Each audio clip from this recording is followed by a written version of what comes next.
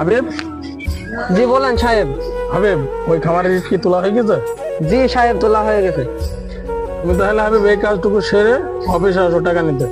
জি সাহেব, আমি এই কাজটুকু সেরে যাচ্ছি। তাহলে আমি অফিসে গেলাম, তুমি আসো টাকা নিতে।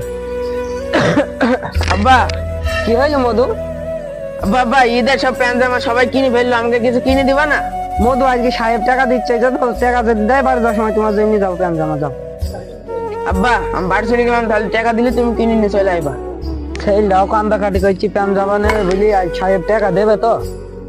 কাজও হয়ে গেল, যাই দেখি কি সাহেব টাকা দেয় কি।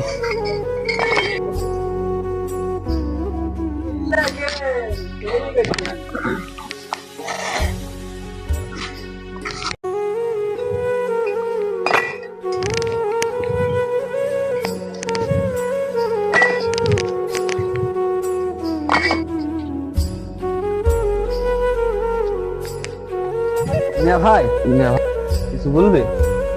হাবিব তো ঠিক করে কাজ করতে চাচ্ছি না। মিয়া ভাই, তো হাবিব কাজ করতে চাচ্ছি না। শোন, হাবিব তো বয়স্ক লোক হয়ে গেছে। মিয়া ভাই, তো প্রতিদিন হাবিবকে চালানো সম্ভব না। খালি চলো বাস্তব সাহেবের কাছে সবকিছু আমরা খুলি বলে গিয়ে।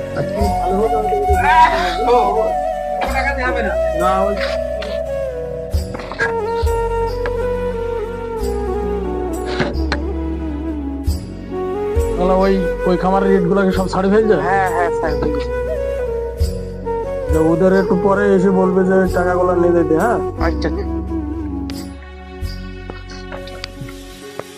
সাহেব, কি বলছো বলো। সাহেব, আমাদের তো কাজ কাম সব শেষ, আমাদের টাকা পয়সা দেন, আমরা বাড়ি যাবো। তাহলে দাঁড়াও, তোমাদের হিসাব করে টাকাটা দিচ্ছে। হ্যাঁ, নাইমের 5 দিন হয়েছে আর তোমার 3 দিন হয়েছে। আচ্ছা, দাঁড়াও দেখি।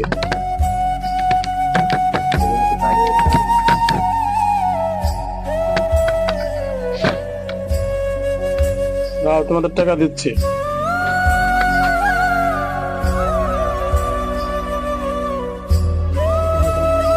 না, তোমার টাকা নাই।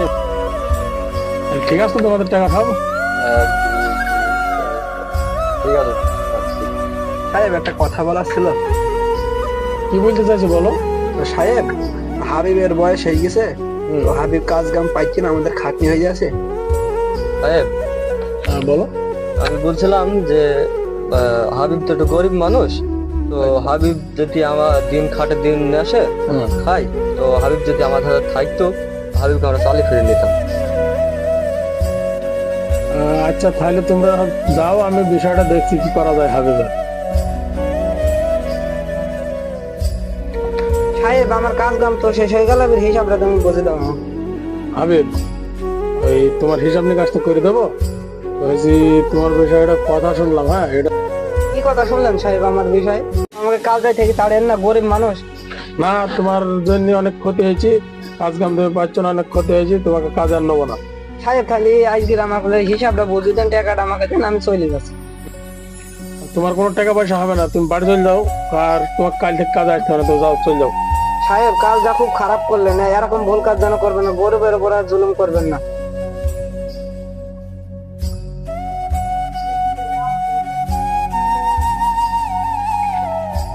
আব্বা, আমার ঈদের পোশাক নিয়ে এসেছো? নিয়ে আসতে পারেনি গো মধু। না না আব্বা, আমি পারবো না, আমাকে ঈদের পোশাক কিনে দিন। মধু কান্দে না, আমাদের মতো গরিবদের জন্য না না আব্বা, আমি পারবো না, আমাকে পোশাক কিনে দেবো আব্বা, আমি পারবো না, আমি পারবো না, আব্বা, পারবো না। কাঁদিস না, চুপ কর।